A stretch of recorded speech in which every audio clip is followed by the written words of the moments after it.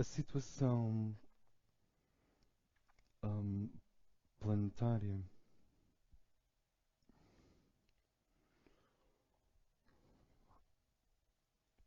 é realmente difícil,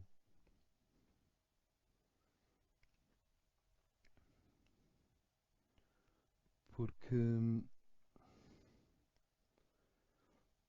existem certas justaposições, sobreposições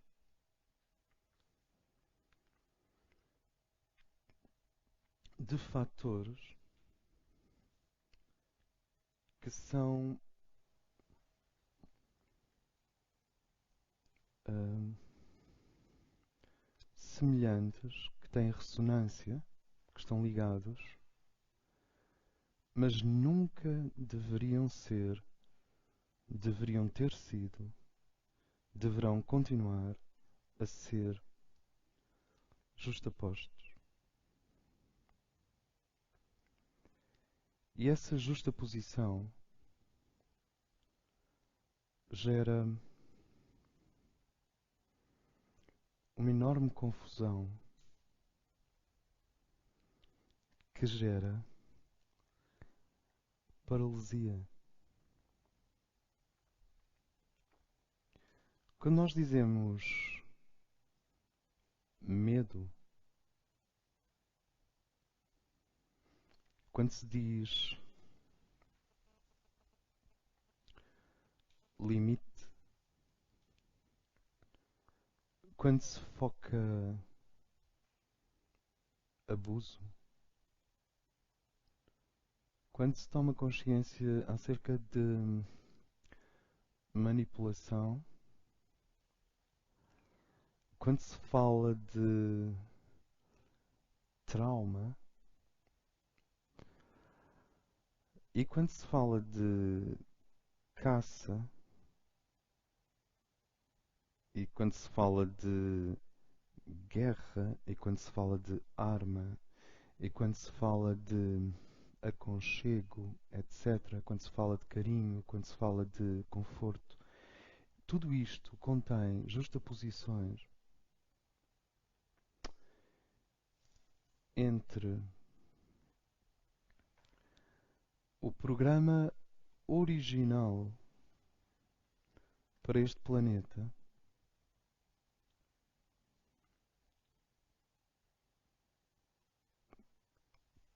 no qual no seu desenvolvimento iria incluir medo, caça, guerra, conforto, carinho, manipulação, trauma, programa original,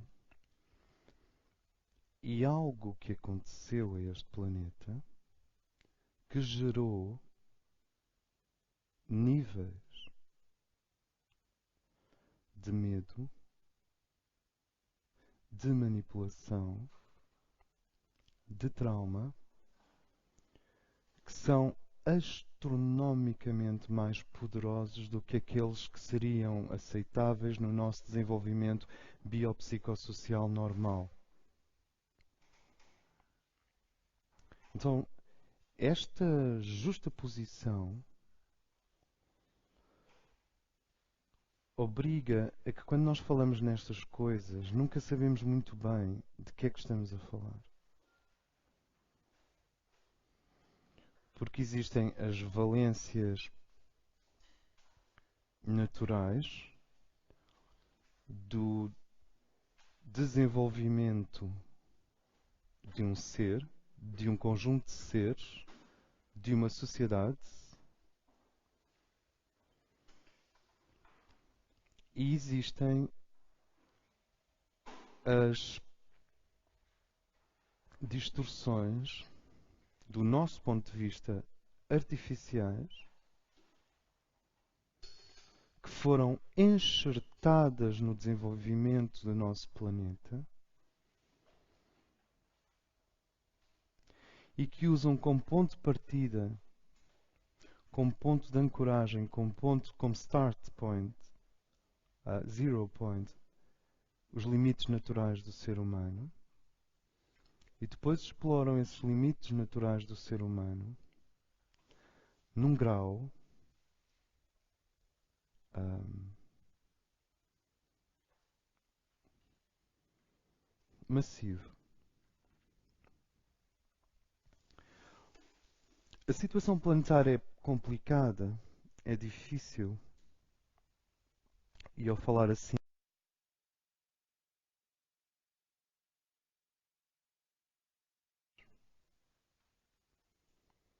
curadores de sociedades, curadores, claro, curadores de mundos, portanto, doentes de mundos também. Curadores e doentes que estiveram próximos uns dos outros, como vocês sabem. A situação planetária é difícil, porque até mesmo as bases linguísticas, semânticas, a nossa confiança e a nossa resiliência e a nossa autoridade para usar as palavras foi minada. Foi de tal forma minada que existem frases como, por exemplo, palavras leva a sofrimento, esse tipo de frases. A situação planetária é difícil porque, vamos ser honestos,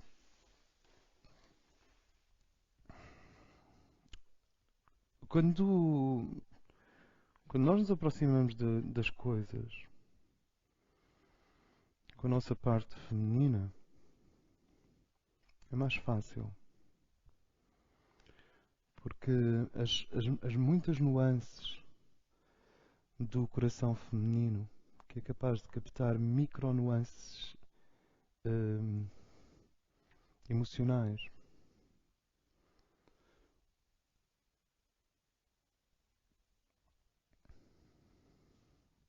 não foi tão afetada. Quer dizer, as qualidades do andrógeno, que é a humanidade, essas qualidades femininas de sentir, não com a lente da mente, que também sente, e a mente também dói, e a mente também se alegra, a mente também tem fome, a mente também adormece, a mente tem metabolismo. Mas não com a sensibilidade da mente, mas com a sensibilidade do coração. Realmente o coração, porque é um centro vibracional que tem um canal direto com o ser interno. Essa zona que nós chamamos a mulher em qualquer ser humano, ou que nós chamamos o coração, essa zona foi muito menos atingida. Mas quando existe uma necessidade de clareza e de estrutura, quando existe uma necessidade de diferenciação e de contraste,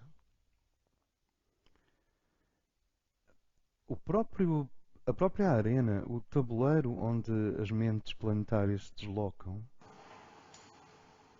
sejam elas coletivas, como por exemplo a NACT, sejam elas individuais, como a tua avó no Alentejo, o próprio tabuleiro em que as mentes planetárias, as mentes deste planeta se deslocam, ele tem fraturas graves. Fraturas graves. E um dos vírus é menos distinguido. É esse fenómeno da superposição, da justaposição de pequeninos limites que são inerentes à nossa espécie e que fazem parte da cruz a que Cristo se referia e fazem parte da lei a que Krishna se refere e que fazem parte do Dharma a que Buda se refere. Esses pequenos limites estão sempre a ser justapostos na mente, no analista social, com tremendos limites que não são nossos e que simplesmente foram enxertados, foram embutidos, foram-nos impostos artificialmente.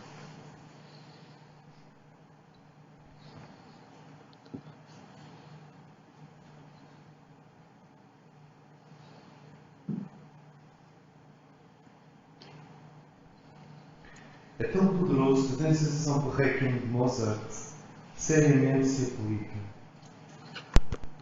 à situação. E quando tu queres resolver qualquer coisa, quando tu queres amar uma coisa até o ponto em que ela se dissolve nos seus elementos constituintes e é compreendida e dissolvida e superada,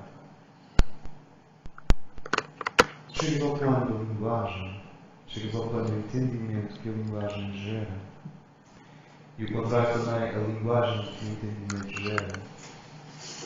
E este território está sob controle. Não nos pertence mais.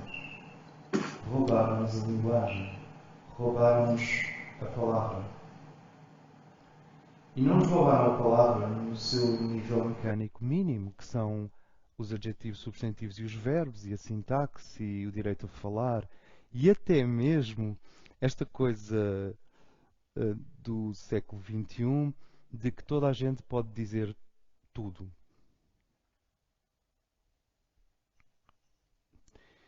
E quem diz dizer com palavras, diz dizer com imagens, porque se vocês pensarem, nós vivemos num mundo em que 70% da população dos países desenvolvidos tem uma máquina fotográfica no bolso. E que é também um gravador e uma máquina de filmar. Isso significa que neste momento estão-se a fazer mais filmes por minuto do que se fizeram durante décadas por minuto. E, bom, mas esses filmes são digitais. Digitais são feitos de pixels. Pixels não são coisas nem realidade, são linguagem. Linguagem digital. Então, podemos dizer tudo, podemos fazer tudo, podemos fotografar tudo, podemos documentar tudo.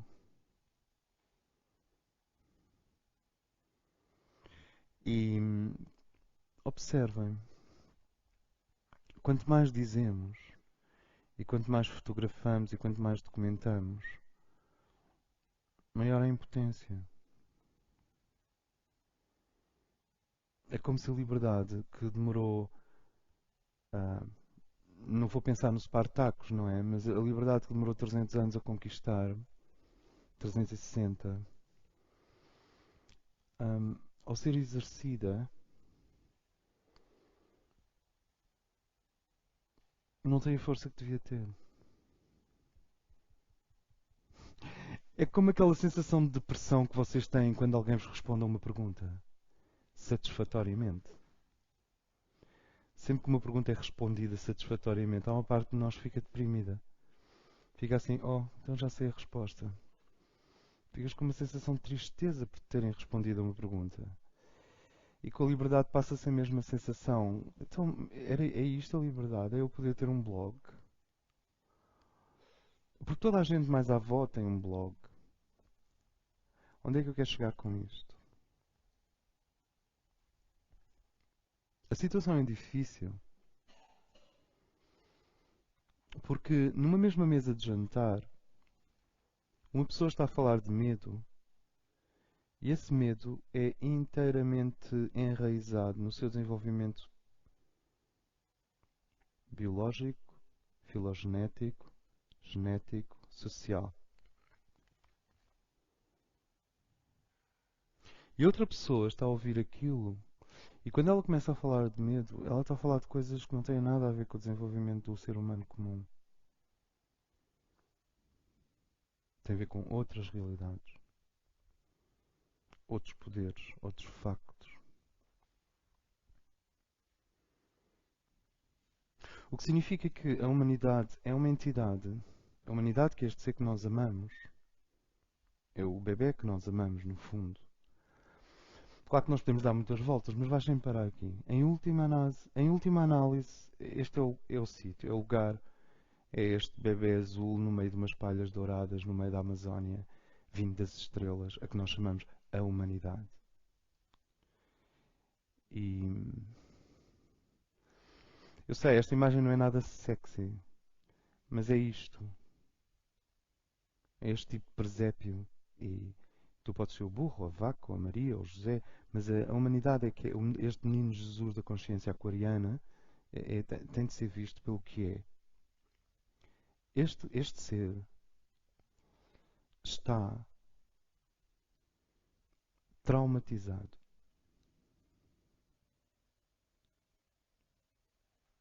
Nós não estamos muito habituados a cair nisto, eu acho. Eu acho que nós não estamos muito habituados a cair no real. Porque, reparem, as pessoas dizem que o real é o Alcatrão, porque se tu bateres no Alcatrão partes a cabeça. E outros dizem que o real é Deus, Deus imaterial e absoluto, sem corpo, sem universo. Sat, Chit, Ananda, Deus transcendente. Outros dizem que o real é o processo. Não há ponto de chegada, o caminho é que é o. A meta é o caminho. E nós estamos aqui a tentar olhar para algo que não é apetecível. Não é pragmático, porque não existe nenhum departamento onde o indivíduo se possa dirigir. Não é estético e não é, digamos, não é uma tração, um guindastre para fora desta confusão toda. É simplesmente olhar para o facto que a humanidade está traumatizada. Existe um trauma. Na verdade, existem, se me permitem, e é sobre isso que nós vamos falar hoje, várias camadas de trauma.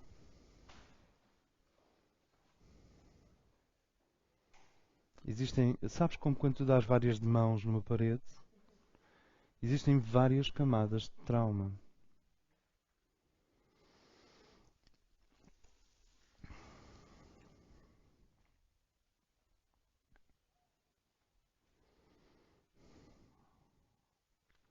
Isto é muito sério, porque do ponto de vista espiritual puro, é como se todos nós fôssemos uma cópia de nós mesmos. E o verdadeiro o verdadeiro nós mesmos está ao lado. Há um desvio dimensional. E todos nós temos este ser maravilhoso, mesmo à nossa direita. Para quem gosta da direita, se preferirem a esquerda. Hum, e as pessoas sentem. Eu sou uma cópia mal conseguida de mim próprio. Eu sou uma fotocópia de mim quando o toner estava a chegar ao fim. O que- eu, eu sou eu mesmo mal conseguido. Sentem do que é que estamos aqui a falar? Que desfazamento é este? E quando se fala em virtual, perdão, quando se fala em linguagem, e quando se diz que a nossa linguagem foi colonizada, ela não foi colonizada na sua mecânica mínima, nos adjetivos, nos substantivos, nos verbos, nas sintaxes. Ela foi colonizada ah, na raiz. Isto é,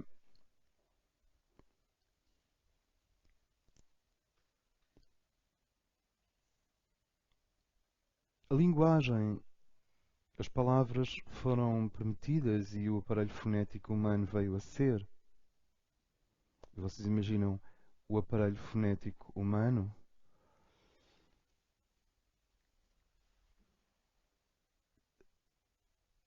São três cordas. E é muito diferente dos aparelhos fonéticos dos animais. Porque ele está etericamente ligado a um cérebro enorme, que por sua vez, pela pineal, está ligado a uma alma, que por sua vez, pelo corpo de Cristo, pelo corpo de luz, esta alma está ligada a um espírito eterno. Então estás a ver o que é este aparelho focal? Para ser claro, eu podia dizer que todos os nossos aparelhos estão ligados. Num certo sentido, nós somos seres sob pressão. Mas as palavras vieram a ser e o som humano veio a ser ahm, para ser em complementaridade com a telepatia e com o amor. As palavras nunca vão funcionar se não houver uma base de telepatia, quer dizer, dois seres concordarem em entrarem na mesma bolsa psíquica de alta qualidade, no mesmo balão de entendimento, no mesmo envelope de comunicação silenciosa. Isto significa, antes de qualquer locução, existir a boa vontade, antes das pessoas falarem, existir a boa vontade de se entender, de se compreender. Isto, telepatia não é exatamente tu saberes o que é que o outro está a pensar detalhadamente. Telepatia é uma atitude psíquica profunda que facilita o entendimento. E além da telepatia, porque a telepatia perdeu-se, desfez-se, é uma coisa dos golfinhos. Os golfinhos agora é que são telepatas. Ridículo. Não, nós é nosso. E isso desfez. E além da telepatia, o amor. Claro que as duas coisas estão muito ligadas. A telepatia é um amor mental superior e o amor é a alma expressa no coração e espalhando-se pelo corpo astral.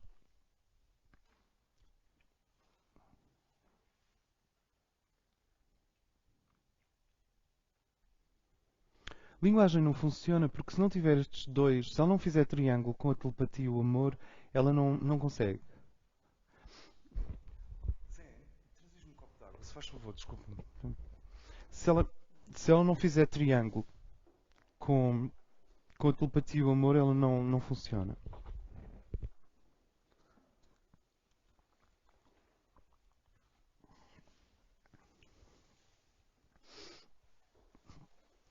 Então a situação planetária é difícil porque nós estamos a querer compreender e compreender-nos. Eu vou dar um exemplo de nos compreendermos, muito simples. Nós somos capazes de. Nós somos capazes de fazer líquidos sintéticos que substituem os lubrificantes das rótulas. No joelho humano existe um líquido que é o líquido sinovial que serve para lubrificar as rótulas. E há pessoas que têm carência desse líquido logo à nascença e podem ter dores muito fortes. Nós fazemos esse líquido artificialmente, que é depois introduzido na rótula e fechado. Fica lá no mesmo sítio. Nós fazemos moléculas estranhíssimas. Não conseguimos parar a guerra e a fome em África. Obviamente que precisamos nos compreender. Nós conseguimos, teoricamente pelo menos, enviar homens para fora da órbita da Terra e não conseguimos fazer com que certos alimentos cheguem a certos pontos do continente africano. Não faz qualquer sentido. Obviamente que há um elefante na sala e ninguém quer falar nele.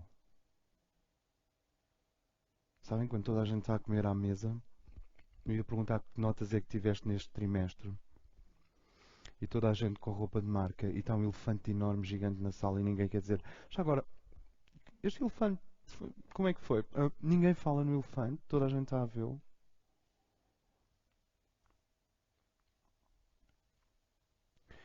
E uma das nossas dificuldades não é ascender,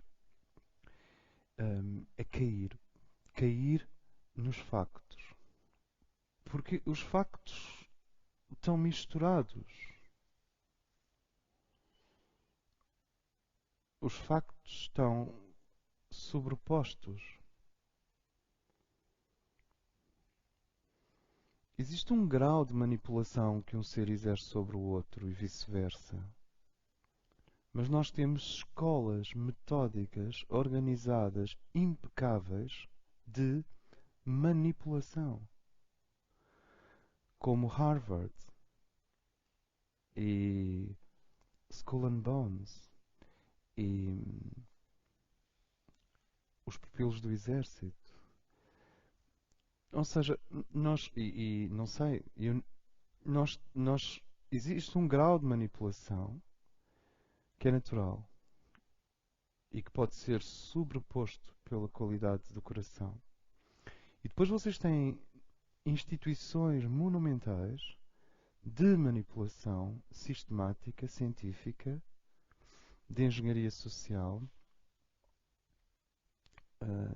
com enorme poder de previsão dos comportamentos coletivos, e que são gabinetes, como nós já falámos várias vezes aqui, que estudam a próxima dona de casa, como é que vai ser a dona de casa nos próximos 30 anos, como é que vai... Planeiam-na, executam-na e ela aparece na rua. Por exemplo. E é muito difícil distinguir o que é a lama e os pântanos e o lodo que dá origem ao lótus e que é com certeza o tal adubo e a sombra que nós merecemos. Cada um tem a sombra que merece. E, e que é genuíno, é teu. Esta é a minha sombra, calma. Estes são os meus processos obscuros. É muito difícil distinguir isto, que é genuíno da psique humana na alquimia do planeta, na alquimia de um ser, vários seres, nações, povos e um planeta inteiro, daquilo que é um super pântano, que é completamente artificial, não tem nada a ver connosco.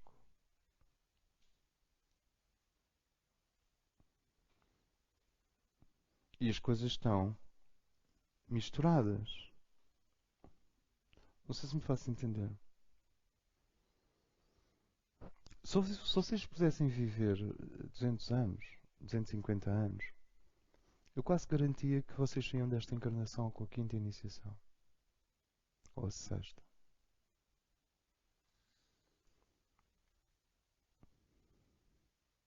Mas alguém programou o nosso código genético para chegarmos aos 80, 90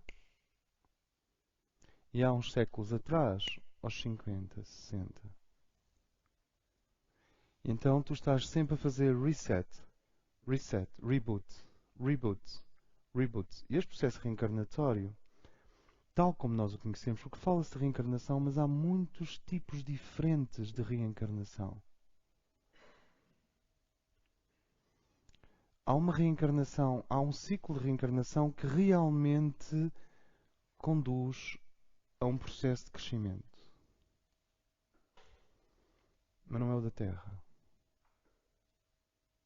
O processo reencarnatório na Terra está estruturado para tu voltares ao princípio.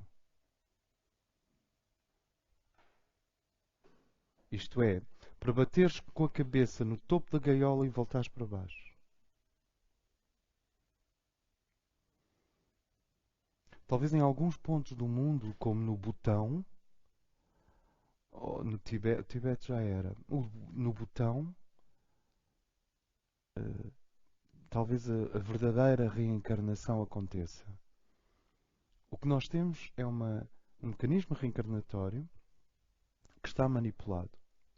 Eu sei que a parte infantil do nosso ser, a partir de um certo momento, começa a dizer coisas como: mas então, e Deus permite? Deus deixa? Então, e Deus não vem até cá abaixo com as suas hostes celestiais? Se nós conseguimos manter esse lado só um bocadinho ali à espera, antes de avançar logo com isso, podemos ir mais longe nesta microscopia. Porque é mesmo a situação planetária é difícil porque ela exige uma inteligência não só macrocósmica, mas também microscópica. E as pessoas não têm muita paciência para microscopia. Para ver a sobreposição que existe entre a lama e o pântano alquímico dos homens e forças evolutivas que colonizaram a Terra vindos de outros pontos do cosmos e que utilizam a Terra como uma quinta, como uma horta, como um corral, como um sítio onde se planta para colher. E claro, tu não vais querer que o teu gado viva anos suficientes para começar a olhar para ti de frente. Tu queres que ele caia para o lado na altura certa.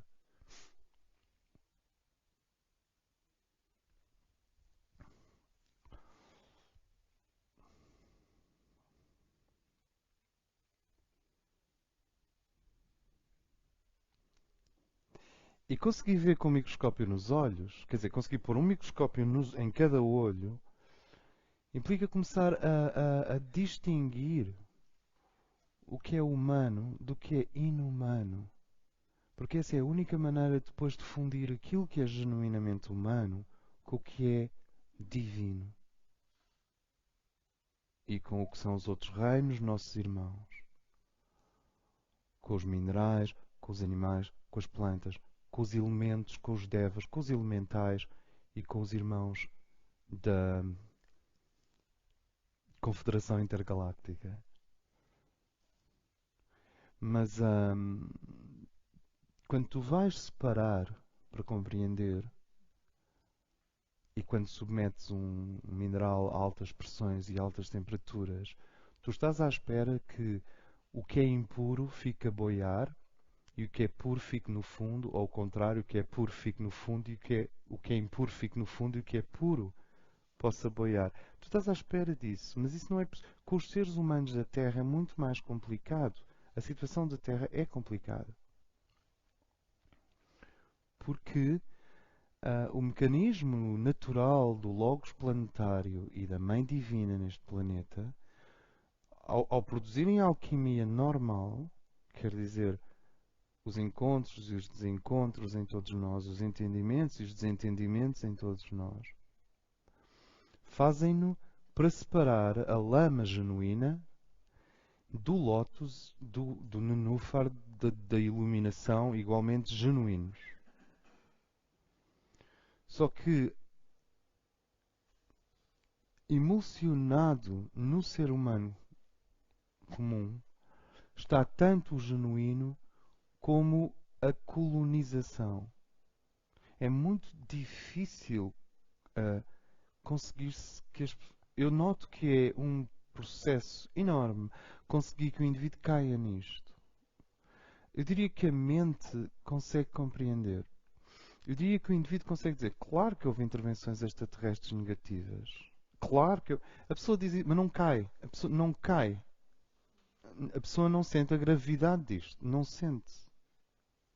Exceto quando sente.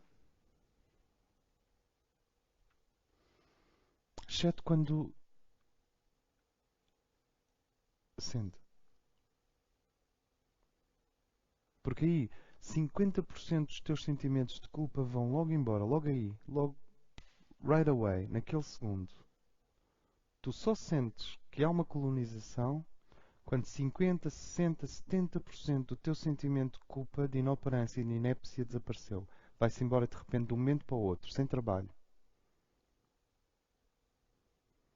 Porque eles, ao nos desfuncionarem, fazem-no em contraste com os nossos arquétipos apolíneos. Então o indivíduo olha para os arquétipos apolíneos e diz: Uau, eu posso ser isto? Porque todos nós temos o que se chama um adepto à nossa frente. Todos nós temos o adepto, o ser da quinta iniciação à nossa frente. A mulher gnóstica, o homem gnóstico, esse ser está sempre à nossa frente porque é um alvo cósmico. Tu não podes desligá-lo. Eu diria que o magnetismo da pineal, capaz de nos organizar em pirâmide, sem pineal as pessoas desorganizam-se, ficam idiotizadas. Portanto, o magnetismo da pineal, que nos organiza em pirâmide, isto é, com prioridades e valores, e que nos dá esta circulação ética, esse magnetismo vive de uma imagem modelo que está guardada no nosso corpo de luz. E essa imagem modelo pulsa, como o coração pulsa, como as veias pulsam, como os oceanos pulsam. e tem uma respiração. Essa respiração tem um ciclo ao longo da semana e até ao longo do dia. Ela chama e depois recolhe-se, depois chama e depois recolhe-se. E todos nós temos essa imagem modelo à nossa frente. É aquilo que se pode chamar o teu atrator.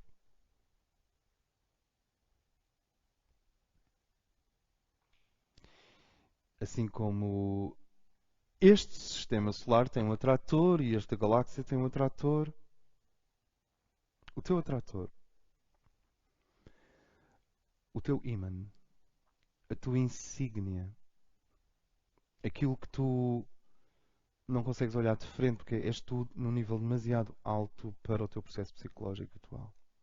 No entanto, isto não pode ser retirado. A lei tem níveis que são diamante e não pode ser retirado. Estão lá, está lá. Mas por outro lado, como vocês observam, os nossos corpos, quem diz os nossos corpos diz a nossa sociedade e portanto diz o nosso cotidiano e portanto diz os padrões vibracionais do nosso tempo linear estão constantemente a demonstrar-nos que nós não somos aquilo. Então isto acumula culpa e o indivíduo, a maior parte das pessoas não são articuladas, eu penso, o suficiente. Então isto acumula um mal-estar e o indivíduo ao acumular esse mal-estar é sempre multiplicado por essas forças negativas. E tu sabes que compreendeste que há uma colonização real que pode atingir níveis extremamente concretos. Há pessoas que veem os colonizadores. Vêem-nos. Nem toda a gente os vê. Mas há quem veja. Tipo, olha, está ali um. Mesmo, sem dúvida nenhuma. E o indivíduo só cai no real, só quebra este encantamento, tipo, que linda ficção científica, que sorte que eu tenho que estar a ver estas coisas. Não. A pessoa só cai no real, só sai do nível de entretenimento e entra na coisa quando sente. Espera aí, eu não sou responsável por esta canga. A humanidade não é responsável por esta canga que foi colocada em cima dela. Só que nós achamos isto provável, lindo, engraçado. E ainda não caímos. Porque se tu cais nisto, tu vais direto para o ponto do trauma. Começas a chegar àquilo que se chama de trauma. É que, sabem, nunca se pode dizer que a humanidade é traumatizada se não implicarmos que o trauma veio de fora. Porque o trauma é sempre um agente estranho ao metabolismo da psique. Trauma em medicina implica sempre um impacto, uma ferida, um agente estranho. Trauma em psicologia, a mesma coisa. Trauma em psicanálise, a mesma coisa. E aquilo que nós estamos aqui a tentar esboçar é uma psicanálise planetária, uma psicanálise global.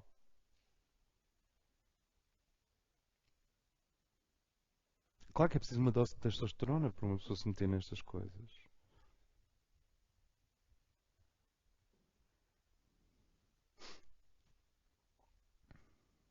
Nós temos vindo a falar de vida e temos vindo a falar de iniciação. E nos últimos encontros nós falámos de 4 nascimentos. Que depois de um homem nascer fisicamente, depois de um indivíduo nascer fisicamente, ele tem que nascer psicologicamente até ao ponto de se tornar uma entidade independente da mãe psíquica. E a mãe psíquica é toda a bolsa psíquica planetária que gera psiques, mas não gera indivíduos nem pessoas. E então tu tens que criar uma pessoa em ti, e esse é o processo do self. Este planeta é muito bom a fazer bebés que depois cortas o cordão umbilical e já não são mais ligados à mãe, aliás, já não são mais a mãe. Mas não é muito bom a criar selfs. O self é um trabalho cultural. Eu posso garantir que em planetas de quinta dimensão e de quarta, quinta dimensão, o self é natural. Já não é um trabalho cultural. Já não precisas de cultura.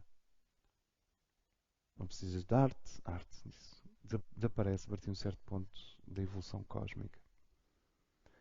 Não precisas de arte, não precisas de comer, não precisas de portar bem, não precisas de portar mal, não precisas de nada. O indivíduo nasce fisicamente e automaticamente ali aos 7 anos de idade o self está presente, o processo de individuação está presente. Não é o tipo de criança que tu queiras olhar assim, porque são todos anciões do ponto de vista psicológico.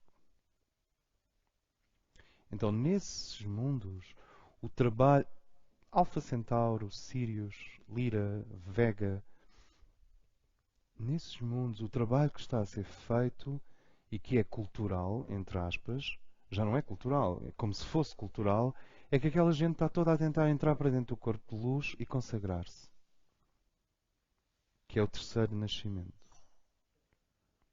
Nós vimos, há um primeiro nascimento biológico, há um segundo nascimento psicológico, da origem ao self, que é a tua verdadeira mobilidade.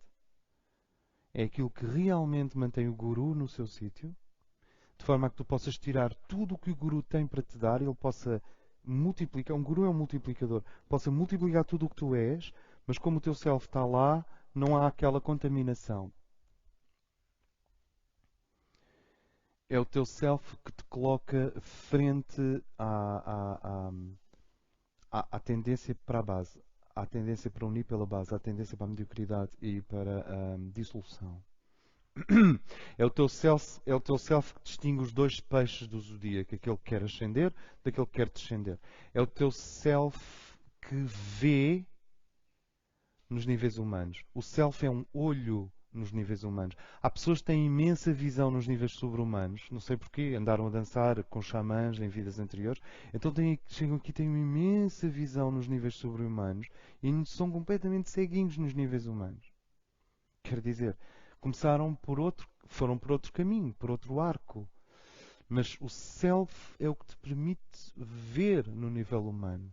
E nós só vemos o outro como humano através do self. Por isso é tão fácil, eu acho que sei o que estou a falar, a despersonalização. Sabes quando as pessoas já não se estão a ver umas às outras? Como, por exemplo, a senhora que lava as escadas no hotel. Tu nunca vês essa senhora. Não se vê. Ela é invisível. O homem que varre a rua. ah, eu desconfio que se o Presidente da República se vestisse de varredor de rua e fosse para a rua varrer a rua, ninguém dava por ele. As pessoas passavam, olhavam e não davam por ele. E essa experiência foi feita sociologicamente. Ahm, a senhora que lava as escadas, o homem da rua, o homem do lixo e o polícia. E o polícia ainda tem uma vantagem. Ao mesmo tempo que tu já não o estás a ver bem, ele também já não te vê bem. Ninguém se vê bem. E esse processo de eclipse é inversamente proporcional à emergência do self. Tudo o que é nobre é para fazer nascer o homem nesse nível. Portanto, tu tens um primeiro nascimento que é físico, tens um segundo nascimento que é o self.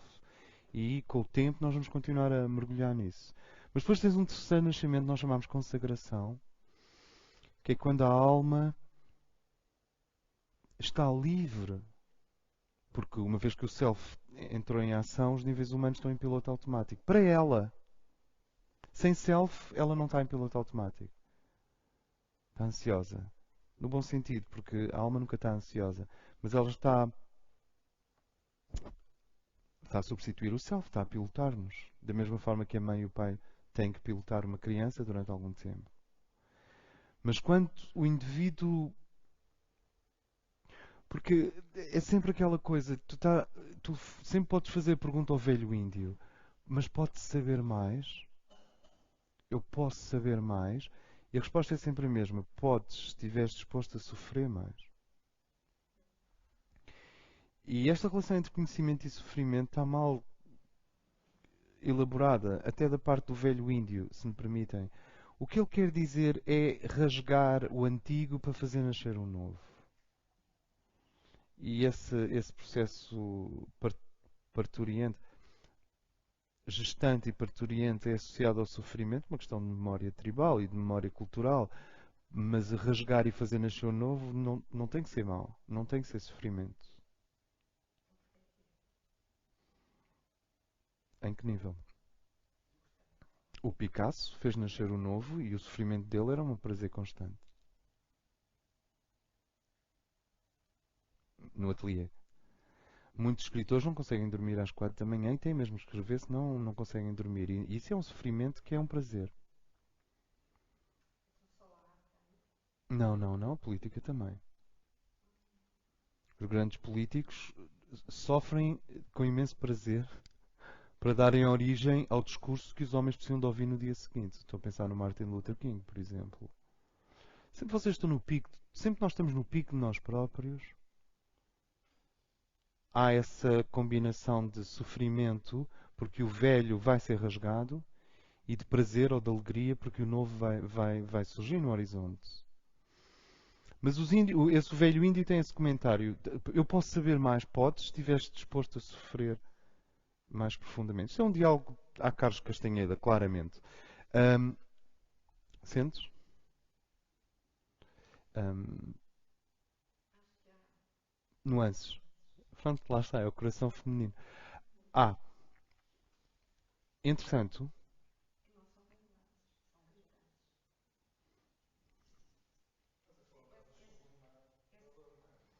se tivéssemos que ir à linguagem de Freud, tem a ver com sublimação, sem dúvida.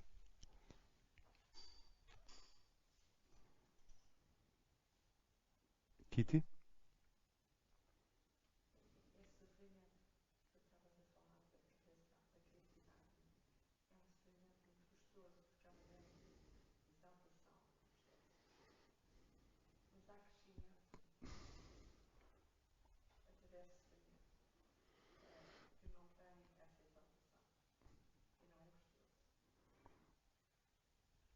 Pronto, vocês têm aqui um exemplo de sobreposição ao que eu me referia no início. Nós dissemos no início, um dos jogos das forças evolutivas é a sobreposição. Elas sobrepõem medo com medo. E tu ficas sem saber de que medos é que estamos a falar. E elas sobrepõem proteção com proteção. E ficas sem saber de que proteção é que estamos a falar. Elas sobrepõem abundância e plenitude com abundância e plenitude. E ficas com materialismo, ficas sem saber de que é que estamos a falar. E elas sobrepõem manipulação com manipulação e assim sucessivamente. E sobrepõem sofrimento com sofrimento.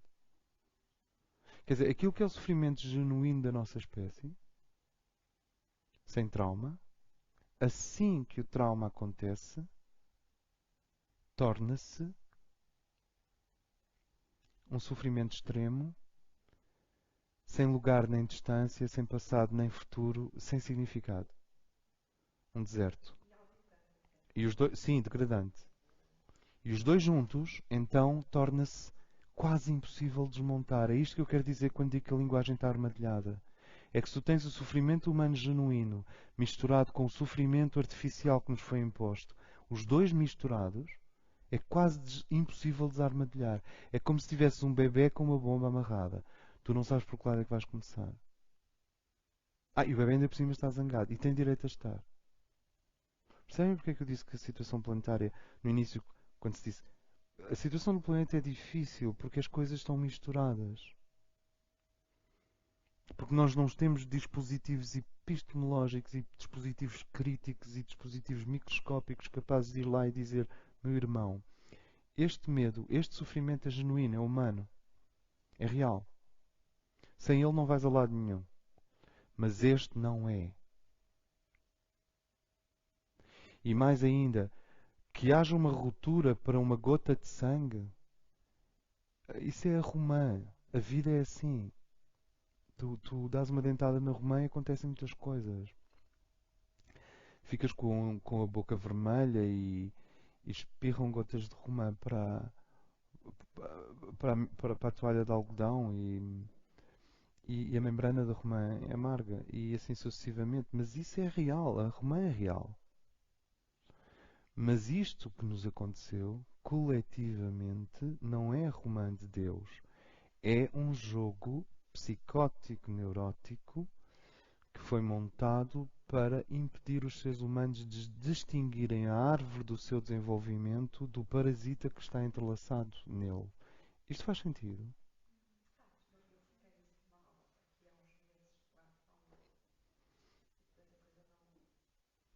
Eu devo ter dito uma daquelas frases tipo: nós vamos passar por lá mais à frente.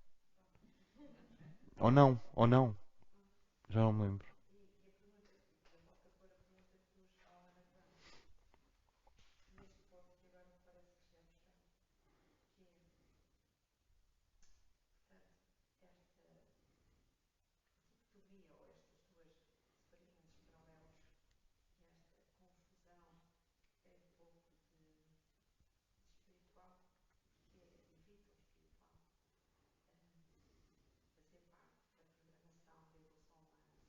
Não. Não, tudo o que está subentendido no que nós estamos a dizer é artificial.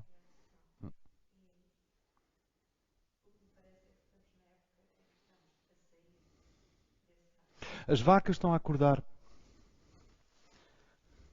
É muito difícil pormos na mente daqueles que nos usam. Os arcontes da tradição gnóstica. Agora,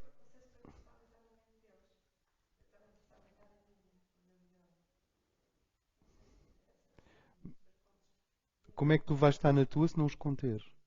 Eles contêm-te. Ok, então vamos continuar. Sim, sim. Hum, quando, quando as coisas estão misturadas, tu queres separar aquilo que é genuíno, é como um novelo com várias cores, e tu queres encontrar aquela que é verdadeira. Mas ela está eh, misturada com muitas outras correntes. Então, um dos trabalhos fundamentais da luz que vem de dentro da nossa cabeça e do nosso coração é destrinçar o que é humano do que é inumano.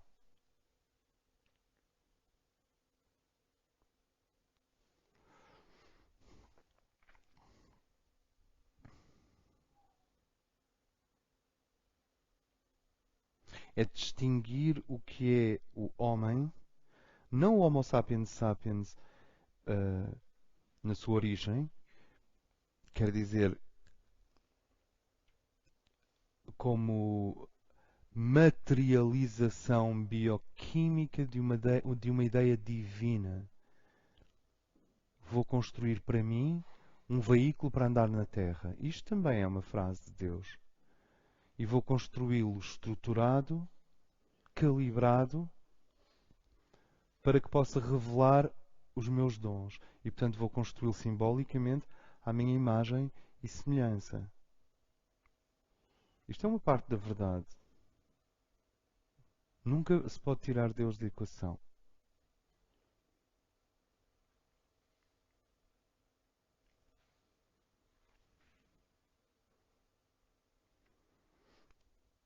Então, o que nós temos aqui é um Bambi que deveria se transformar num alce ou num veado. Veado.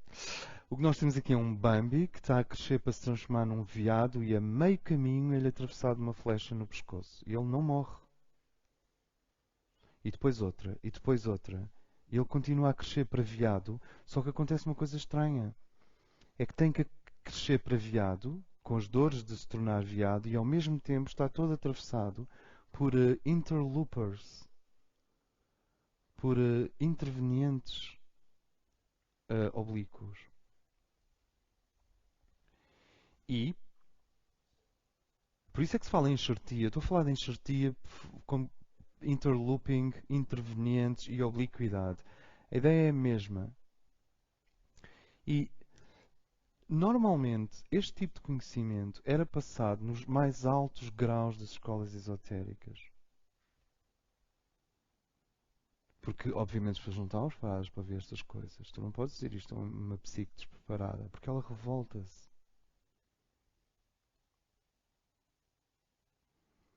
Eles pegam em todos os nossos. Essas forças pegam em todos os nossos complexos, que são a membrana que tem que ser rompida para o terceiro nascimento, como nós vimos nos outros encontros, e de cada complexo que é natural, claro que é natural ter um complexo de Édipo, é natural ter um complexo de Eletra.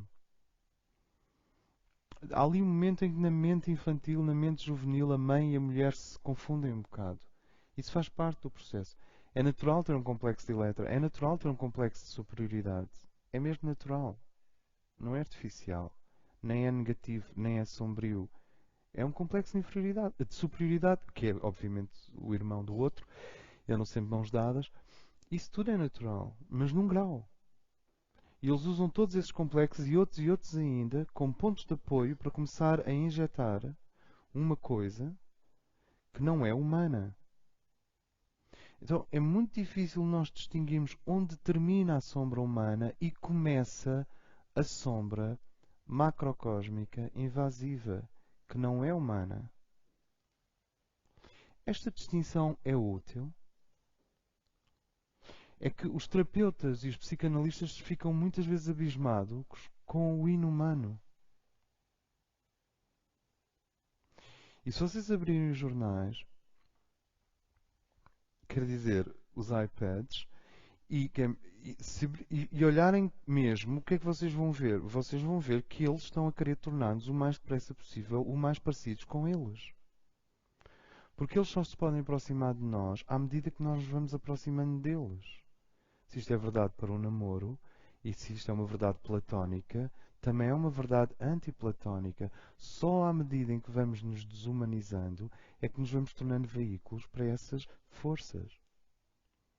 O discurso hoje não é pela positiva. Vocês querem um discurso pela positiva? Eu posso inverter isto tudo. Preferes? Mais pessoas, vamos votar. Então, há uma coisa no folclore no folclore medieval e então secou-se o poço das lágrimas. Quando a pessoa secar o poço de sofrimento, em que a pessoa diz, este sofrimento já não está a dar nada, eu já estou, pronto, que já não tem lá mais sofrimento, tu raspas no fundo, não, já não sai mais sofrimento. E tu, bolas, agora eu não posso sofrer mais, tenho que continuar com a minha vida sem sofrer. Isso é complicado. Sobretudo nós fadistas temos esse. Como é que tu vais continuar a cantar o fado se caste o poço das lágrimas, ficas sem emprego? Anyway,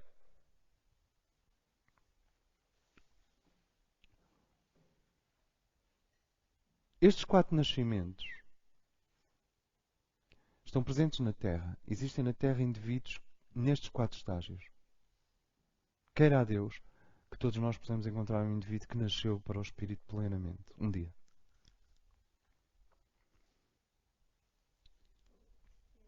Deve ser um belo mafarrico. Como? É um indivíduo com. Não, foi, claro que foi. Peço desculpa. Nenhuma, ele fez o trabalho. Sim. Sim, sim, só que uns começaram mais cedo, é só isso. Sim, sim. Há indivíduos em todos estes em todos estes quatro níveis. Há pessoas que nasceram fisicamente, quase todas, não é? E há alguns indivíduos que estão seriamente na posse de si mesmos, no bom sentido, quer dizer, estão centrados em si próprios e não esperam nada nem prometem nada. Estão centrados em si próprios. E o self gera essas coisas como não viver demasiado no passado, não viver demasiado no futuro, mas não deixar de planear e não perder perspectiva ao mesmo tempo. Tu não podes perder perspectiva. O agora eterno não serve para perder perspectiva. Então, esses indivíduos estão centrados, estão axializados, o self está presente. Normalmente, esses indivíduos, e vocês estão próximos disso, nós estamos próximos disso. Esses indivíduos são os que estão a romper a barreira da psique materna que deu à luz a sua psique individual, mas estão a tentar, sabes, tu tens um balão, torces um bocadinho do balão, ficas com um balãozinho. Isso é o processo de nascimento neste mundo. Um balão grande dá origem a um balãozinho. A grande mãe terra deu origem ao teu corpo.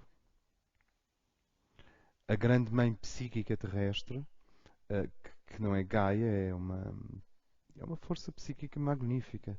Deu origem é a anima mundi. Deu origem à nossa própria psique. Mas ela está ainda com o cordão umbilical ligado a essa origem. Nós estamos a separar-nos até para amarmos melhor. Não é um separar para ir embora, é um separar para se conhecer a si próprio. E há indivíduos que já se consagraram. Eu conheci alguns nesta vida. Quer dizer que não só atingiram a dignidade do self, como se abandonaram na direção do corpo de luz, na direção do corpo dos veículos internos. E quando a alma começa a viver mais no quinto plano do que no quarto plano, a chuva de luz, de lágrimas, de alegria, de bem-aventurança, de plenitude é real. O que é um ser em bem-aventurança. Teosoficamente, ou tecnicamente, é um ser que saiu do quarto, cuja alma saiu do quarto plano e passou para o quinto. Então, passou mesmo, está definitivamente aí. Então a energia flui pelos canais, pelos meridianos, pela coluna vertebral, pelos chakras. Só que essa pessoa tem mesmo que se desapaixonar totalmente do que não é real. Ela tem que se apaixonar do que está a mais. Ela tem, ela tem, ela tem que viver o wabi-sabi. Ela tem que viver o minimalismo da vida, como os arquitetos fazem. Aqueles que são mesmo assim, estão em busca do mínimo. Todos os adornos hum, são escalpelizados, são postos de parte. Isso é muito difícil para um ser que ainda está no processo de individuação. Tu não queres desadornar-te, porque os adornos fazem parte da tua linguagem. Tu estás-te a construir como linguagem, estás-te a construir como gesto, estás-te a construir como body language, estás-te a construir como diferença. Sabendo que essa diferença, quando atinge a sua máxima vibração, é para ser completamente esquecida. Esse é o paradoxo dos nascimentos. É que aquilo que é o cúmulo de antes de nascer não é nada para o ser que vem a seguir. E, no entanto, o ser que vem a seguir não nasce, tu não chegas ao cúmulo do anterior. Sentem onde eu quero chegar. E este é um problema muito sensível. Por isso é que nós vamos dizer as coisas são mesmo. As coisas são. Nós somos preciosos porque nós estamos a tentar distinguir pequeninos traços onde as pessoas não veem nada. Reparem, nós temos o bebê que está dentro da placenta. Este bebê que está dentro da placenta, da placeta, já estava no Costa do Castelo, no Pátio das Cantigas. Ok, este bebê dá origem a um ser jovem que ainda não é um ser psicologicamente pleno. E ele tem aqui, assim como a placenta impede o nascimento do bebê, impede e, no entanto, ela tem que cumprir toda a sua função para depois ser superada. Este ser que está na psicosfera terrestre e está a tentar ser ele. Está a tentar ser ele. Mesmo um ser com a segunda iniciação, quer dizer que já tem um controle vindo da alma, não é nenhum controle vindo do ego. Isto não se trata de fazer o magnífico exército maoísta rumo à grande revolução. Não é isso. Não é um controle exercido pelo ego sobre o ego. É um controle exercido da alma sobre o ego. Da alma sobre os corpos. É um controle exercido de dentro para fora. No fundo, não é um controle, é uma calibração cósmica exercida sobre os corpos. Eles estão. O controle dá a sensação. Não, é uma calibração. E um ser de segunda iniciação tem o seu corpo astral impecavelmente calibrado. Quer dizer, pleno, vivo, tenso, alegre, mas ao mesmo tempo jamais para a esquerda ou para a direita. Ele está sempre centrado. É difícil conviver com um ser com segunda iniciação porque ele sente tudo, mas não alimenta dramas. Ele até sente imensa paixão, mas não alimenta a paixão. Como é que tu sentes paixão e não a alimentas? Olha, a paixão vai ter que viver sozinha, dentro de ti. Depois de se extinguir, olha, era só uma paixão. Quer dizer, sabes o que é que tu tens uma paixão e não a alimentares? É isso mesmo. Tu tens a paixão, mas não tens a paixão da paixão. Tu tens o desejo, mas não tens o desejo do desejo. Tu tens o olho clínico, mas não tens a coisa. Tu tens o olho estético, mas não estás viciado em estética. Isto é muito importante. Até que o corpo astral fica tão transparente, porque um discípulo de segunda iniciação é um ser que está a aprender a clarear-se a si próprio, a lavar os seus estábulos. E claro, vão-lhe mostrando coisas que ele julgava que não estava lá, porque os estábulos são mesmo grandes. Mas ele vai-se clareando, clareando, não tenhas medo, vai-se clareando, clareando, clareando, clareando, e há um momento em que o corpo astral atinge uma vibração e uma transparência tal que é como se não estivesse lá. Da mesma forma que um vidro impecavelmente limpo, entre o jardim e a sala não existe. Se for um daqueles grandes. Claro, tu não podes atirar contra ele porque ele está lá, mas ele não obscurece. E isso é um ser de segunda iniciação. Mas mesmo um ser de segunda iniciação, porque a mente ainda não está totalmente calibrada pela alma, passa muitas horas do dia a ter reações automáticas. O corpo astral já está, mas ele tem muitas reações automáticas, respostas automáticas, construções linguísticas automáticas, gestos automáticos, reações automáticas. E sempre que nós somos automáticos, a entidade interna faz tilt, faz, assinala, ting, automático. Depois tudo continua, ting, automático.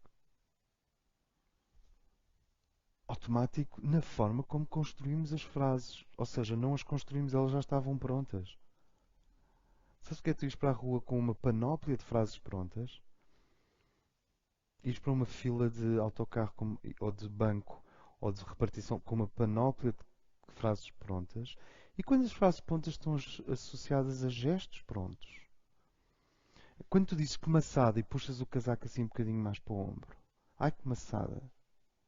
Tu vês claramente que aquele indivíduo não existe. É um estereótipo.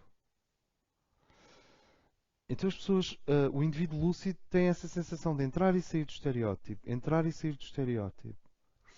Quando ele é muito instintivo, ele fica muito estereotipizado. Quando ele começa a ser mais exigente consigo, com o mundo, com a vida, com o cosmos, ele começa a ser mais arquetípico e menos estereotípico. E assim sucessivamente.